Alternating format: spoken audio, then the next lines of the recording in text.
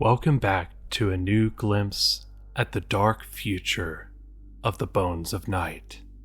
Let's see what we can learn today about the mystery of the Prospector.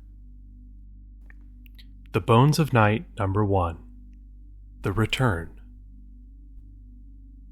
Hello, Investigator. Per your request, in cooperation with the Office of Loss Prevention and Incident Management, I have attached here a packet of data from the log files of the Prospector, formerly known as the Pickaxe. As we discussed before, the main computer core suffered from significant data corruption, the likes of which we haven't seen before. Our engineers are still working on recovering any data we can to understand what happened. Unfortunately, this is all Frontier Dynamics has been able to piece together so far. It looks unlikely that we'll be able to recover video surveillance or much of the sensor data, as these are the most heavily corrupted partitions. We will, of course, make every effort to get whatever we can. The crew's personal logs appear to be the least damaged, so we hope that they may help to elucidate what happened on the ship, in lieu of the more ideal data that is very likely permanently lost. We will continue to send any data recovered as we get it. Respectfully, Margaret Aurelius, Director of Deep Space Mining Initiatives and Exploration, Frontier Dynamics Corporation, Interstellar. Mission Day -8. Executive Officer Kazuhiro Inaba.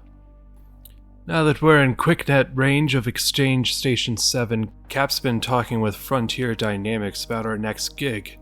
Sounds like they're extending the contract by another 3, maybe even 6 months, which is great.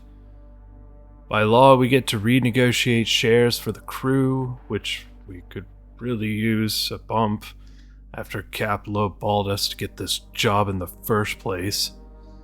Plus, since it's a contract extension, we don't need to pack up anytime soon. They'll just keep us on the same boat. That's fine by me. I just got used to my bunk, even with a weird dip in the middle. The hum of the ship's systems feel like home now. I always hate having to go to a new ship at the end of a contract. I mean, it's part of the job. Boats belong to the company. We're just the rats catching a ride and doing the work. It's just that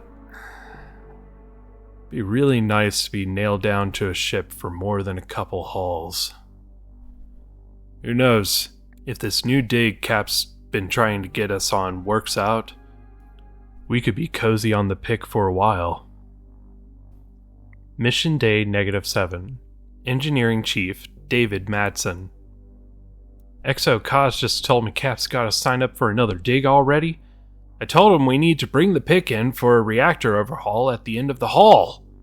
The star drive primary heatsink might as well be slag with how stressed it is. If it fails, we still have the secondary and tertiary heatsinks, but that'll kick down drive efficiency 50%, turning a 3-month trip into a 3-year one, if not more. Hell, half the secondary systems are being held together with duct tape and spite.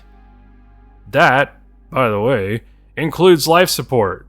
Who cares if the crew dies from choking on their own carbon dioxide, as long as the computer can bring the ship back on its own, right?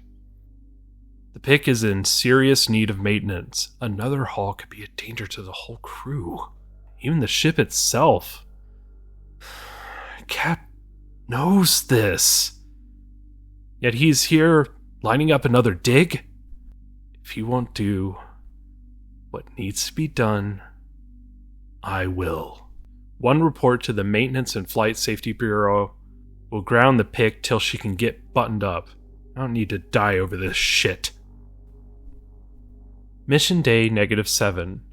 Security Personnel Meredith Andrews.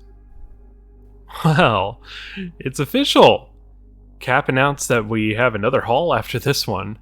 Happy I didn't have to bid for a new post when we get in. can't say I'm enthused about another tour with this lot of rock munchers and pricks, but at least after what happened with Simmons, they know not to fuck with the pretty blonde with a mean right hook and a gun. What worries me is these losers have been on back-to-back jobs for like a year and a half. Most of them have been itching for a chance to blow some script, blow some loads, and blow off some steam.